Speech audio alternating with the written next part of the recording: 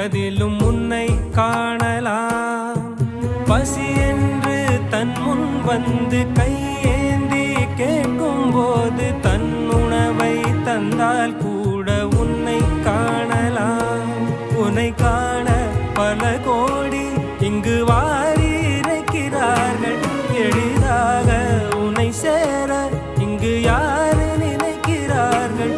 அலங்காரம் அதில் நீ இல்லை, அகங்கார மனதில் இல்லை. துளி கள்ளம் கபடம் கலந்திடாத அன்பில் இருக்கிறாய்.